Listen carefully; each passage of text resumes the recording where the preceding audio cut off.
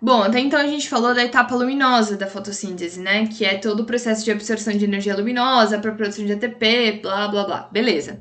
Só que o que acontece na etapa química? Que é propriamente a fase onde eu produzo glicose, tá? Então, nessa etapa, as moléculas de ATP, e NADP são usadas para síntese de açúcar. Por quê?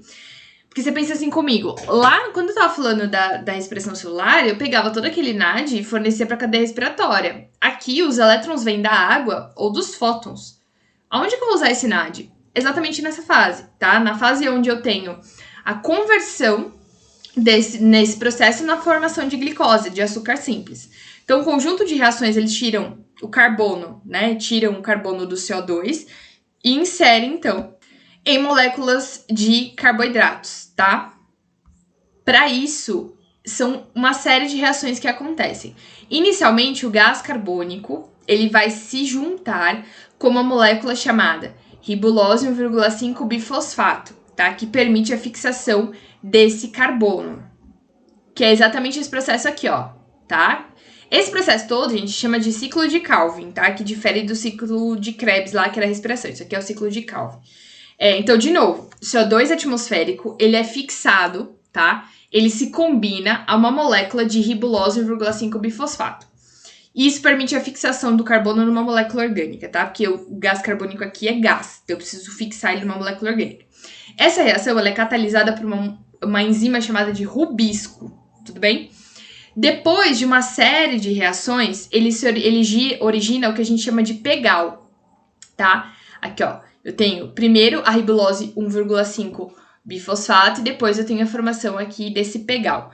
Pegal é gliceraldeído 3-fosfato. Mas assim, eu não quero que vocês decorem o nome, eu quero que vocês entendam o quê? Para que o CO2 atmosférico ele seja fixado, ele precisa se juntar a uma molécula orgânica, tá? Que é a ribulose, catalisada por uma enzima e gera uma molécula que eu chamo de pegal, tá? Que será usado, então, esse pegal, por mais reações químicas, na síntese da glicose. Ele também consegue fazer o retorno, né? Voltar com a ribulose, que permite que o ciclo continue. Por que é ciclo de Calvin que parece com o ciclo de Krebs? Porque no ciclo de Krebs, eu não tinha a junção lá do ácido cítrico com oxalacetato para a formação lá de todo o ciclo de Krebs, né? Então, lá no processo inicial, aqui vai ser a mesma coisa, tá? Então, para que eu haja fixação do CO2, para que o CO2 se torne, através de uma reação química, em glicose, eu preciso desse processo inteiro, tá? Os açúcares produzidos, eles são usados tanto na nutrição dos próprios organismos autótrofos, quanto nos heterótrofos que se alimentam dele depois, tá? Então, o CO2, ele é fixado em uma molécula chamada de ribulose, através de uma enzima. Essa ribulose vai dar origem a uma outra molécula que a gente chama de pegal.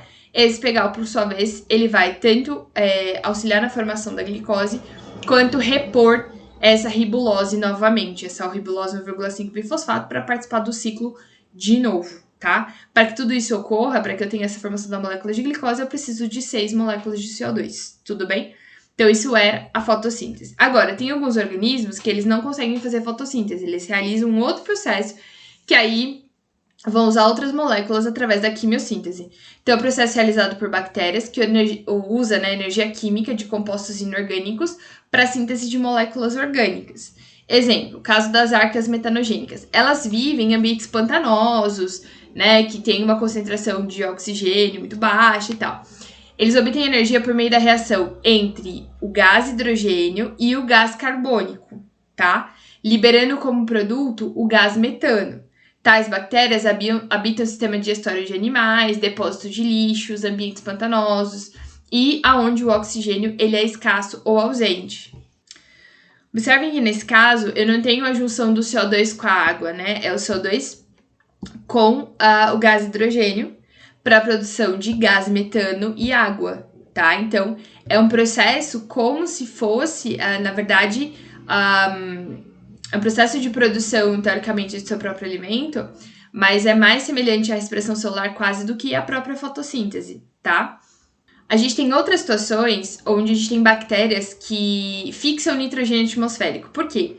Porque nós não conseguimos absorver o gás nitrogênio, então a gente precisa se alimentar de alimentos que contenham nitrogênio, tá? Então, no solo ainda há muitas bactérias que participam do ciclo do nitrogênio e utilizam a energia proveniente da oxidação dos íons amônia e dos íons nitrito para a síntese de compostos orgânicos. Os dois processos fazem parte do processo que a gente chama de nitrificação do ciclo do nitrogênio. Então, por exemplo, a gente tem a nitrosação, que é onde a amônia ela é convertida em nitrito, e a nitração, que é o nitrito em nitrato, que pode ser absorvido pelo solo, tá? Então, todo esse processo aqui, ele é muito útil, principalmente no que diz respeito às plantas que absorvem esse nitrogênio nessa forma e convertem em proteínas, que é o que a gente vai se alimentar depois.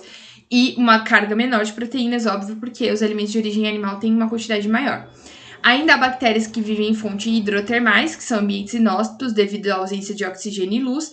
Nesses ambientes, as bactérias sulfurosas utilizam sulfeto de hidrogênio para produzir moléculas orgânicas liberando enxofre. Ou seja, o objetivo da quimiossíntese de forma geral também é obter moléculas orgânicas, só que diferente da glicose.